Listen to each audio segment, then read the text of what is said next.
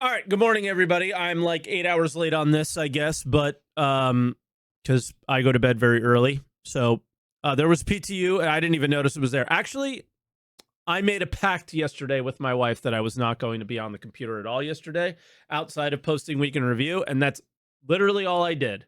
So I really needed a break. We were going pretty hard for a while, and yeah, I took that break. So I didn't even know that there was an Evo patch until this morning. So now we have some notes for the Evo patch, so we're going to go over them. There are 10 DGSs. They're not telling us where they are. And again, still the 600 soft cap, so nothing has changed here. The usual US only. It is under NDA, which means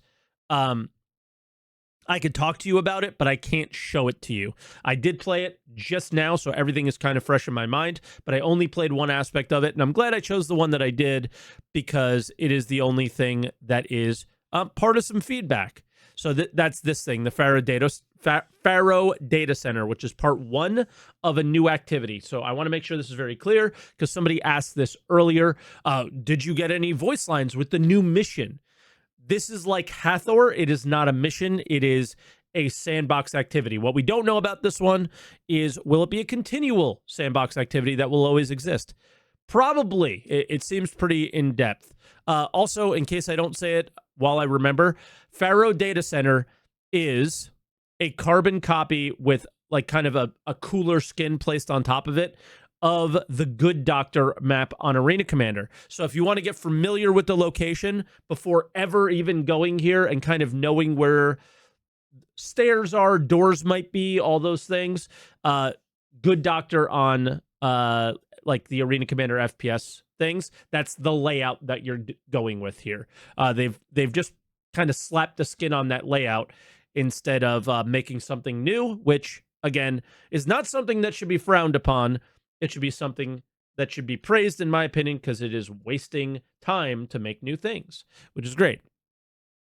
So not ready for testing and feedback. So they show improved kiosk interactions, the Pyro Research Facility, and then a bunch of redacted things. We were just talking about this. People think that this is marketing. Technically, it is, yes. I think what they're trying to do is what they did with the last patch, is sneak things in right at the last minute into the patch so they don't spoil things for you when it goes live. The problem with that is everything that they snuck in last minute doesn't work. So it comes down to this, like, you know, balancing act of do you need to test, or do you want to keep the live servers like exciting for people? I think for the most part, players probably don't pay as much attention to some of these things as you'd think, but they have the data. I wonder how active live is super quickly. And then known issues, we won't really touch too much on those because you guys aren't playing that. Those are really for the people that are playing it. So let's go into the features and gameplay. And to be clear, I just went in. I didn't even look at the notes before going in. I just checked these things out because I only had about an hour. Faro Data Center, part one of the new activity. This new activity takes place in both Stanton and Pyro. Oh, okay, so I didn't even know this. So I went to the Pyro one. I did not know that there's a one in Stanton at multiple different locations. Okay, I only went to one. I didn't know there were multiple. For tonight's build, we'll focus on Faro Data Center on Pyro 4 and ends at step 4 of the list below. This location has multiple locked doors that take different types of credentials to open, such as key cards, computer data security, and using a new mechanic that requires certain clothing for the door scan to allow you entry. Now, I want to make sure that this is very clear. Also, the power just went out, so I might go offline here. We'll see. It'll stay up for just a little bit because I have battery backups. So fingers crossed it doesn't die on us. How you get this clothing is up to you. The easiest thing to do, people, is just kill somebody with the clothing and then tractor beam them to the door. You don't have to put the clothing on yourself, which is kind of a bummer. And I sort of hope they're able to recognize like dead or alive characters at some point in the future. Like it is sort of the same thing as like taking a hand for a handprint and placing it on there. but it felt underwhelming using a dead character instead of having to actually pretend to be one. We will keep the details beyond this at a minimum to test the in-game communication and discovery of this activity. Well, sorry, spoiled that for you. The activity for this first part will be held at Farad Data Center on Pyro 4. Okay, so there's only one. The data processing room is locked by doors that require technical access card to open. Is that the one where we snuck in because the cards don't exist or whatever? Technical access cards can be found in various loot rooms at the location. I found one of those. Inside the data processing room, the players can find credential printer. Yeah. So this one we had to sneak into because there are no keys that work for that door. So we snuck into that one. So this isn't functioning properly. These I found, but did not find a place to put them. And then the data processing room is very cool. It does the same thing as, have you ever tried to hack and then it pauses and you have to restart it? It does that while you're getting swarmed by enemies. It's quite intense. It's really cool. The printing process takes time and causes the alarm to go off, drawing security reinforcements to the data processing room. But it also does the thing where it pauses and it screws up. So there's other parts to this that are not in there.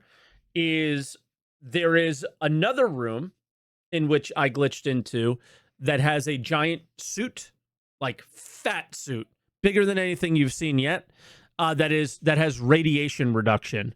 It is a giant suit. It does not have the 40 damage reduction. It has 25% damage reduction.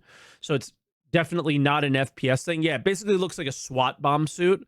And it's supposed to have radiation reduction. And then there are these like radiation storms that do distortion damage on like Pyro 1 or something, which I did not go to yet.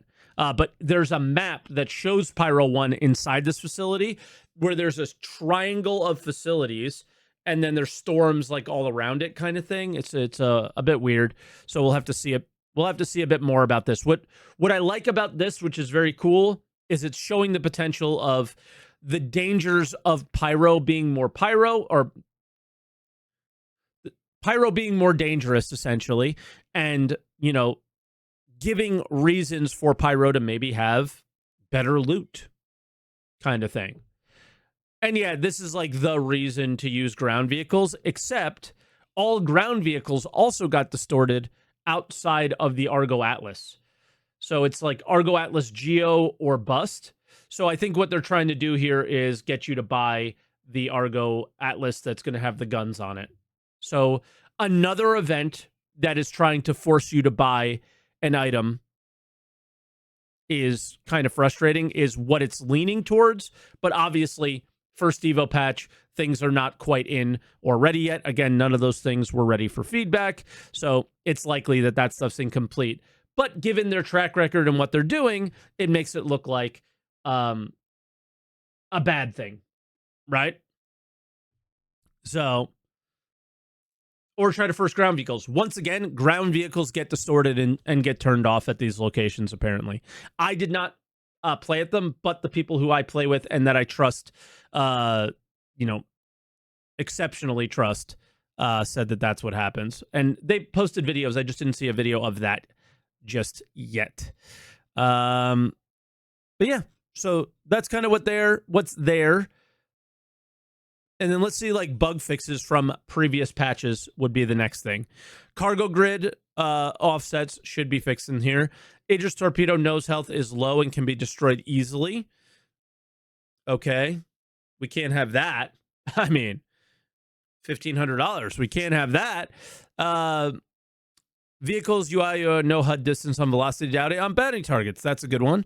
Mission refactor PvP bounties. Mission will appear multiple times and remain after the player has been logged out or been arrested.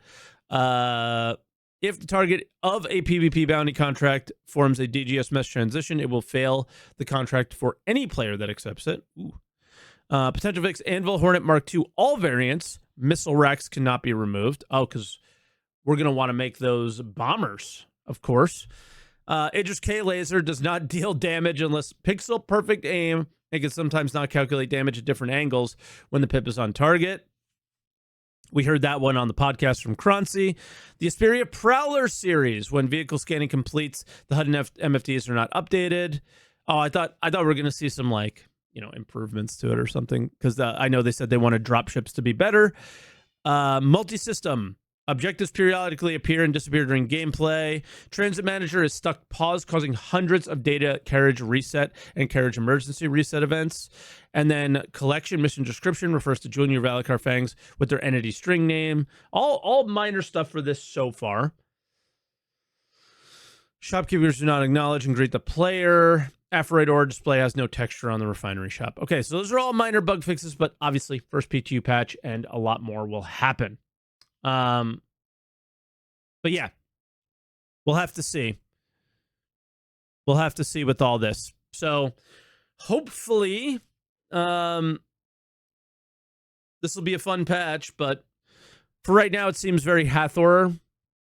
Again, more FPS stuff, and we'll see if the Bobs get mad about that. But oh, another thing which was very cool. It is not just a good doctor map. There's also, you know what, like you ever go to like outposts, regular outposts in the game that they have, these little side buildings that essentially have nothing in them.